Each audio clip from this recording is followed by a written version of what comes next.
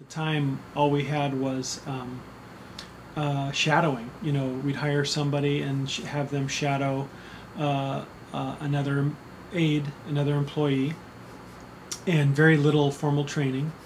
And bad habits get passed down through the line.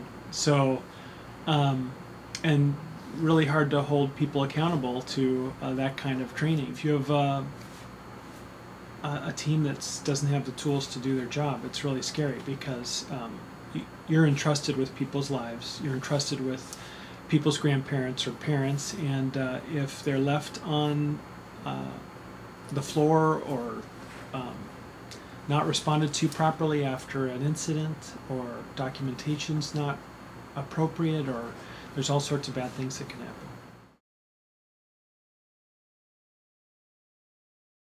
The fact is that roles and responsibilities was certainly one area that we needed to train on. People function as staff with responsibilities different in community-based care settings, that is assisted living, residential care, than they do in a federally regulated nursing home. There are some basic things that our workers had not been exposed to adequately enough. They get exposed to it all the time, but they don't know what it means. So for instance, when we talk about somebody being dehydrated, or somebody having congestive heart failure, or somebody having arthritis, what does that mean to a caregiver who's building a relationship with a resident who may have those conditions? What is it that they can learn about those conditions that they can bring to that relationship? And it's not based on tasks. It's based on an understanding of how these conditions affect the quality of life of an individual. And in that relationship, that caregiver can be more observant, more knowledgeable, and have more insight into what the individual is living with, as opposed to a list of tasks that they're going to do for someone.